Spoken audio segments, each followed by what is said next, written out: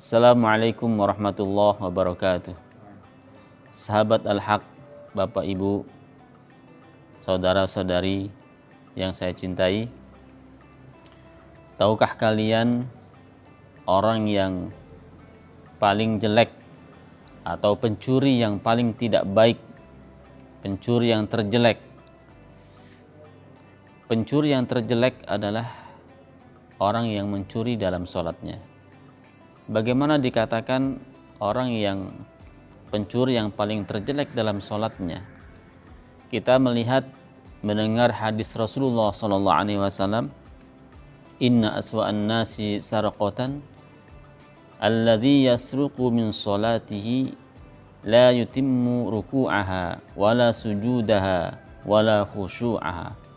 Kata Rasulullah SAW, artinya dalam hadis ini bahwa orang yang terjelek atau pencuri yang terjelek adalah pencuri yang mencuri dalam sholatnya, yaitu tidak menyempurnakan rukuknya, tidak menyempurnakan sujudnya, tidak menyempurnakan khusyuknya. Mereka itulah pencuri yang terjelek.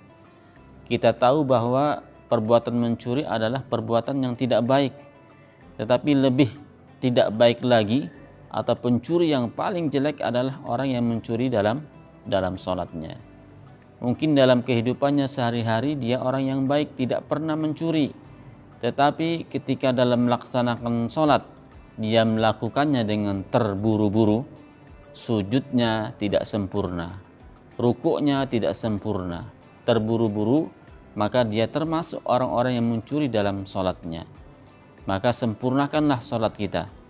Rukuknya kita harus tenang dulu, karena dalam sholat ada persyaratan yang disebut dengan tumakninah.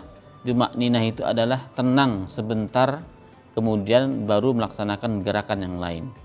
Kalau dalam sholat tidak ada tumakninahnya, bisa-bisa sholatnya tidak diterima oleh Allah Subhanahu wa Ta'ala.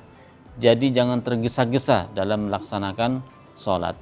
Ketika kita sedang sholat, kita sedang berdialog, kita sedang berbicara kepada Allah Subhanahu wa Ta'ala, Allah yang menciptakan kita, Allah yang memberikan rizki kepada kita, Allah yang memenuhi semua keinginan atau kebutuhan-kebutuhan kita seizin Allah Subhanahu wa Ta'ala. Maka sepantasnya kita harus lebih beradab lagi kepada Allah Subhanahu wa Ta'ala. Maka tenanglah dalam sholat, sempurnakan sujudnya, sempurnakan rukuknya, dan khusyuk dalam sholat.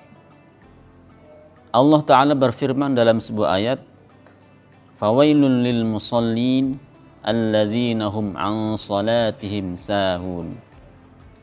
Celakalah orang-orang yang salat, alladzina hum an salatihim sahun, yaitu orang yang dalam salatnya dalam keadaan lalai. Di dalam ayat ini orang salat dilakukan tapi masih celaka, padahal melaksanakan salat, apalagi yang tidak salat. Ini orang yang sudah biasa melaksanakan sholat, tapi dianggap oleh Allah Subhanahu wa Ta'ala celaka. Bagaimana orang yang sholat tapi celaka juga? Yaitu alladzina hum an sholatihim sahun, yaitu orang yang dalam sholatnya lalai.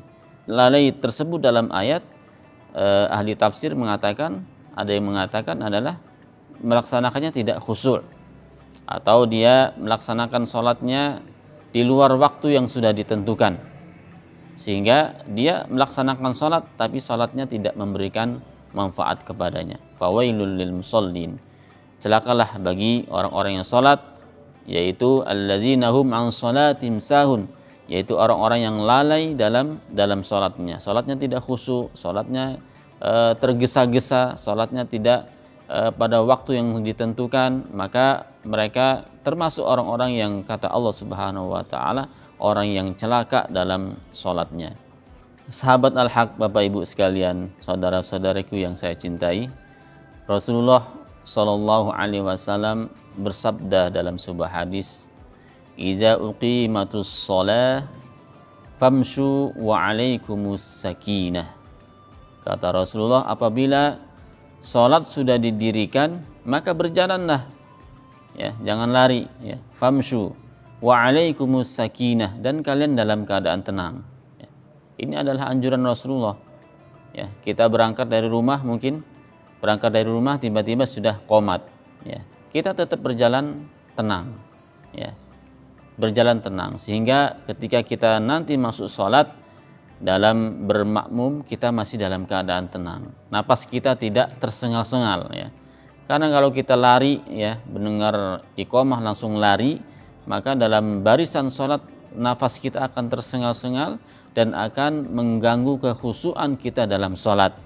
Maka Rasulullah menganjurkan, walaupun kita sudah mendengar qomat, ya, sholat sudah dilaksanakan, tetap kita dalam berjalan menuju barisan sholat dalam keadaan tenang supaya kita dapat melaksanakan sholat dengan khusyuk. Begitu juga kata Rasulullah Sallallahu Alaihi Wasallam bersabda dalam sebuah hadis, "Ama yakhshal ladzi yarfa'u ra'sahu qabla al-imam ayyuhawwilallahu ra'sahu ra'sa himar." Kata Rasulullah, apakah tidak takut orang-orang yang mengangkat kepalanya sebelum imam atau bergerak sebelum imam, ya. Allah Subhanahu wa taala ayyuhawwila ra'sahu, merubah kepalanya menjadi kepala himar atau keledai, ya. Jadi keledai ini kalau dalam orang-orang Arab adalah termasuk hewan yang terjelek. Jadi hewan untuk mengolok-olok orang lain, ya. Kalau kita kan kampret luh begitu kan. Tapi kalau di Arab anta himar gitu. Itu orang Arab biasanya marah banget kalau dikatakan himar gitu, ya. Jadi himar itu adalah binatang yang terjelek lah kalau di Arab itu. Maka Rasulullah mengingatkan gitu, ya. Kalian tidak takutkah kepala kalian diganti menjadi kepala himar? Ketika kalian mendului gerakan imam, maka kepala kalian akan dirubah menjadi kepala himar. Maka di sini dari hadis-hadis yang sudah disebutkan tadi adalah kita dianjurkan untuk sholat dalam keadaan tenang, khusyuk dalam sholatnya, mengingat setiap arti ya, atau doa yang dalam sholat. Usahakan kita tahu semua arti-arti yang kita baca dalam gerakan-gerakan sholat. Ketika kita mengucapkan sami Allahu liman hamidah, kita tahu artinya, ya. Semoga Allah mendengar atau mengijabahkan orang-orang yang memujinya. Subhanallah wa bihamdi, ya. Maha suci Allah dengan memujinya, dan seterusnya. Diusahakan, ya. Karena dengan kita tahu arti dalam bacaan-bacaan kita dalam sholat, ini akan membantu kita khusyuk dalam sholat kita. Karena sholat ini, sahabat al-haq sekalian, Bapak Ibu semuanya yang saya cintai, adalah modal kita ketika kita bertemu Allah Subhanahu wa taala. Karena Rasulullah mengatakan, awwalu ma yuhasabu yaumal qiyamah as-shalah, fa idza saluhat saluha sairul a'mal, wa idza fasadat fasada sairul a'mal, kata Rasulullah. Yang pertama kali seorang hamba dihisab oleh Allah Subhanahu wa taala pada hari kiamat adalah salatnya. Fa idza saluhat, apabila salatnya dilaksanakan dengan baik, ya, maka amalan-amalan yang lain pun dianggap baik oleh Allah Subhanahu wa taala, ya. Jadi sesuatu yang paling penting dalam kehidupan kita adalah bagaimana kita menjaga salat kita, bagaimana kita salat dalam keadaan khusyuk, dalam keadaan tenang, sehingga ketika salat kita baik, salat kita khusyuk, salat kita diterima oleh Allah Subhanahu wa taala, maka amalan-amalan yang lain pun akan dianggap baik oleh Allah Subhanahu wa taala. Wassalamualaikum warahmatullahi wabarakatuh.